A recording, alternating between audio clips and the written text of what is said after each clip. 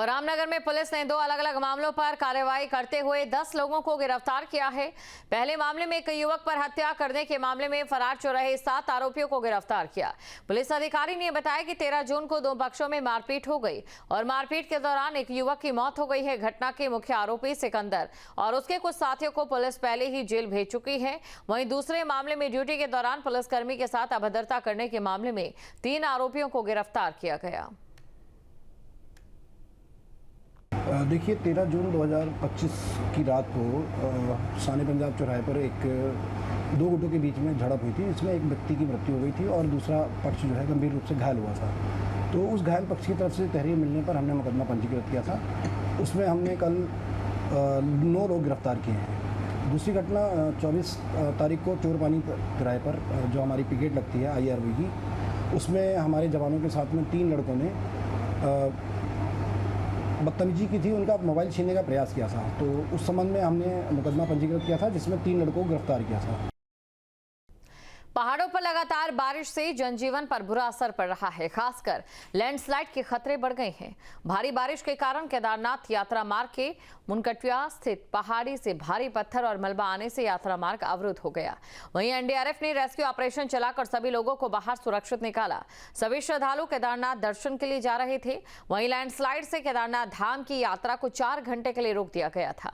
प्रशासन ने लोगों से खराब मौसम के दौरान सावधान रहने के लिए कहा।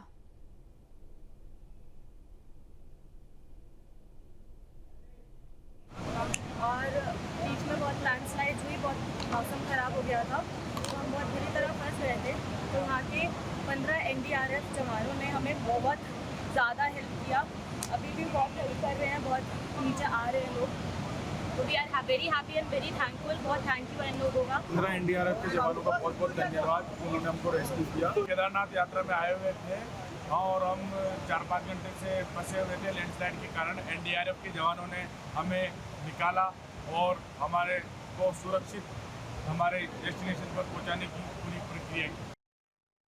और पौड़ी में नवनियुक्त जिलाधिकारी स्वाति एस भदौरिया ने जिला योजना की समीक्षा बैठक ली है, जिसमें कई अहम निर्देश दिए गए। बैठक के दौरान स्वास्थ्य विभाग, रेशम विभाग, सेवा योजन विभाग और सहकारिता विभाग के जिला स्तरीय अधिकारी अनुपस्थित रहे, जिस पर जिलाधिकारी ने नाराजगी जाहिर की। उन्होंने कहा कि इन विभागों के अधिकारियों से स्पष्टीकरण तलब किया गया और जब तक ये विभाग अनुपस्थिति का एक ठोस कारण नहीं बता देते हैं, तब तक इनका योजना मद का बजट जारी नहीं किया जाएगा। जिलाधिकारी ने सभी विभागों को निर्देशित किया कि जिला योजना के अंतर्गत मिलने वाले धन का उपयोग केवल जनहितकारी और परिणाम आधारित योजनाओं पर किया जाए। उन्होंने अधिकारियों से कहा कि वो अपने अपने विभागों से कम एक नई और सार्थक योजना प्रस्तावित करें, जिससे जिले में विकास कार्यों को मजबूती मिल सके। अभी हम लोगों ने जिला योजना की एक डिटेल्ड बैठक भी करी, जिसमें कि 4 विभाग हमारे जो यहाँ उपस्थित नहीं थे उनके स्पष्टीकरण भी तलब किया और ये भी कहा है कि जब तक ये अपना इसका औचित्यपूर्ण स्पष्टीकरण नहीं देते तब तक इनके पैसे को रिलीज नहीं किया जाएगा।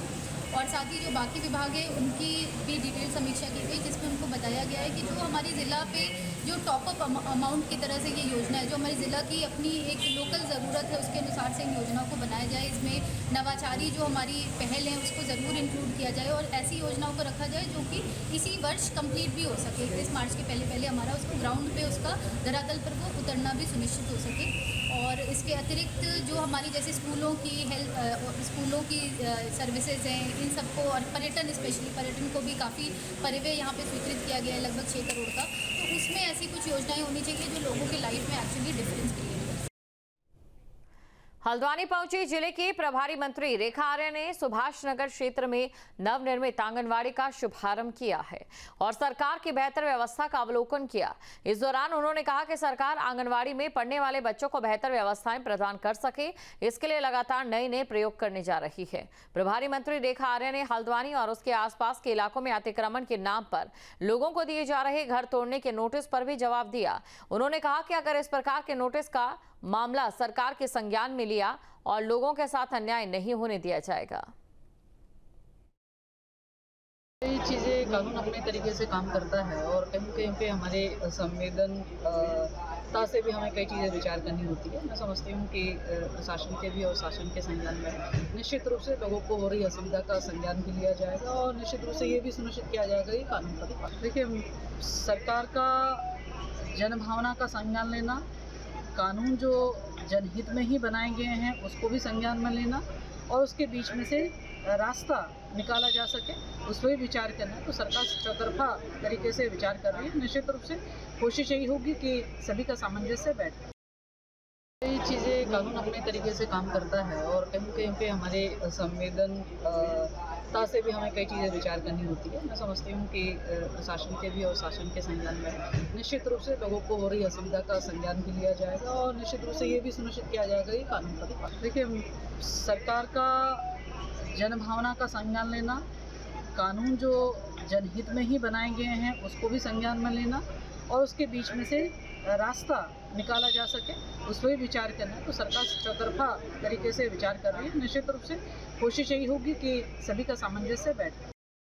और देहरादून और हरिद्वार में ईडी की छापेमारी, रिटायर्ड पीसीएस अधिकारी डीपी सिंह के ठिकानों पर छापेमारी हुई है। NH 74 घोटाले के आरोपी हैं डीपी सिंह। 2017 में NH 74 में करोड़ों रुपए का घोटाला हुआ था। किसानों को मुआवजा देने वाले दस्तावेज ईडी ने खंगाले, बैंकिंग दस्तावेज को भी ईडी अधिकारियों ने खंगाला है। NH 74 घोटाले में रिटायर्ड पीसीएस अफसर डीपी सिंह के देहरादून और हरिद्वार समेत कई आवास पर ईडी ने छापा मारा है। ईडी की टीमें निवास पर दस्तावेज खंगाल रही है। प्रवर्तन निदेशालय पिछले कई महीनों से इस मामले की गहराई से जांच कर रहा है। उत्तराखंड में लगातार भ्रष्टाचार पर कार्रवाई होती हुई नजर आ रही है, क्योंकि आज सुबह से ही उत्तराखंड में हरिद्वार और देहरादून में कई जगहों पर ईडी की छापेमारी की गई है। और ये ईडी की छापेमारी पूर्व पीसीएस अधिकारी डीपी सिंह के ठिकानों पर की गई है और जिसमें कहीं ना कहीं NH 74 के जो मामले हैं उनका आरोप कहीं ना कहीं डीपी सिंह पर है, जिसको लेकर ये पूरी कार्रवाई की गई है। और वहीं कुछ ज़मीनी की खरीद फरोख्त का भी मामला निकलकर सामने आ रहा है कि कुछ अवैध रूप से जो ज़मीनें हैं वो खरीदी गई हैं, उसको लेकर भी कार्रवाई की गई है। और ईडी की जो टीम है वो आज सुबह 8 बजे से ही कहीं ना कहीं डीपी सिंह के ठिकानों पर पहुंच चुकी थी और तमाम जो कागजात हैं वो खंगालने का काम कर रही थी।